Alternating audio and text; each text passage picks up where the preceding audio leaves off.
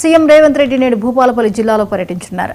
Chopper ద్వారా మధ్యాహ్నం 2 గంటలకు రేగొండ మండలం కొడవటంచకు చేరుకుంటారు. లక్ష్మీ నరసింహస్వామి ఆలయాన్ని సందర్శించి ప్రత్యేక పూజలు చేస్తారు. విశ్రాంతి భవనాన్ని పరిశీలించిన అనంతరం ఆలయంలో 12 కోట్లతో చేపట్టిన అభివృద్ధి పనులు పరిశీలిస్తారు.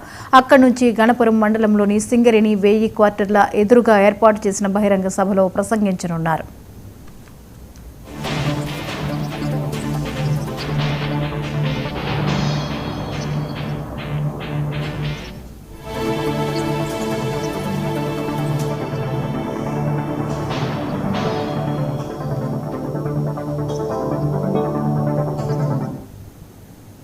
ఈ అంశంపై మరిన్ని అప్డేట్స్ ని మా ప్రతినిధి శ్రీధర్ అందిస్తారు. శ్రీధర్, ఈ రోజు భూపాలపల్లిలో సీఎం రేవంత్ రెడ్డి పర్యటన వివరాలు ఏంటి?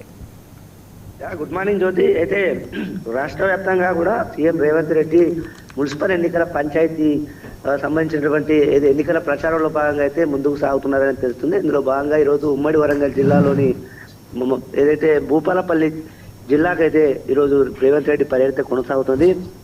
మధ్యాహ్నం 2 గంటల ప్రాంతంలో బేగంపేట ఎయిర్పోర్ట్ నుంచి హెలిప్యాడ్ ద్వారా రేగొండ మండలం కొడవటంచ గ్రామానికి చేరుకుంటారు. అక్కడ ఉన్నటువంటి లక్ష్మీ నరసింహస్వామిని దర్శించుకుంటారు. ఆ తర్వాత 3 గంటల ప్రాంతంలో కొడవటంచ నుంచి హెలిప్యాడ్ ద్వారా చెల్పూరు గ్రామ పంచాయతీ పరిధిలోని సింగరేణి ఎమ్మెల్యే సింగరేణి క్వార్టర్స్ దగ్గర అయితే చేరుకుంటారు. అక్కడ భారీ బహిరంగ సభను ఏర్పాటు చేశారు. ముఖ్యంగా ప్రజాపాలన ప్రగతి బాట కింద ఈ నేపథ్యంలో అక్కడ భారీ బహిరంగ సభకైతే ఏర్పాటు చేశారు. ఆ తర్వాత ఏదైతే ముఖ్యంగా భూపాలపల్లి జిల్లా చేరుకోవడం కంటే ముందు అక్కడ దాదాపుగా 12 కోట్లతో చేపట్టినటువంటి అభివృద్ధి పనులు పరిశీలించడమే కాకుండా అక్కడ ఉన్నటువంటి అధికారులతో కొంతసేపు మాట మంచి కూడా ఏర్పాటు చేసుకున్నారు. ఆ తర్వాత ఏదైతే భారీ బందోబస్తుతో అక్కడ ఏదైతే జయశంకర్ భూపాలపల్లి జిల్లాలోని భారీ బహిరంగ సభకైతే ఏర్పాటు చేశారు. అయితే ఈ పర్యటన సందర్భంగా జిల్లా అధికారులు పూర్తి స్థాయిలో ఏర్పాట్లు చేసినట్టుగా తెలుస్తోంది. ముఖ్యంగా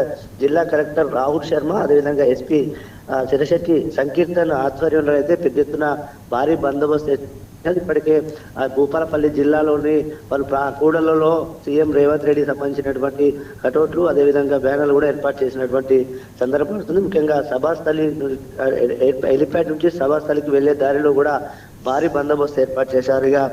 ఈ సందర్భంగా పోలీసు అధికారులు ఏర్పాటు చేసిన బందోబస్తులో సుమారుగా 1100 మంది పోలీసులు అధికారులు సిబ్బంది విధులు నిర్వర్తిస్తున్నారు.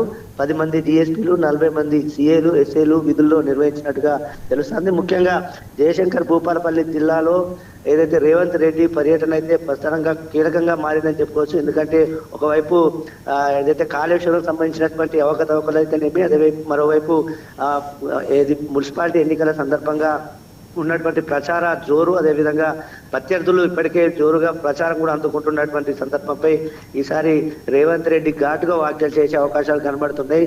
అదేవిధంగా ప్రచారంలో భాగంగా ప్రతిపక్షాలకు కూడా ఘాటు వ్యాఖ్యలు ఇవ్వడే కాకుండా పార్టీ శ్రేణులకు, పార్టీ నాయకులకు, ఎమ్మెల్యేలకు బలాన్ని నింపే విధంగా కూడా రేవంత్ రెడ్డి వ్యాఖ్యలు ఉండే విధంగా ఉన్నట్టుగా తెలుస్తుంది. దీనిపైన సర్వత్రా ఆసక్తిగా ఎదురు చూసినటువంటి అంశం. ముఖ్యంగా మున్సిపాలిటీ ఎన్నికల నేపథ్యంలో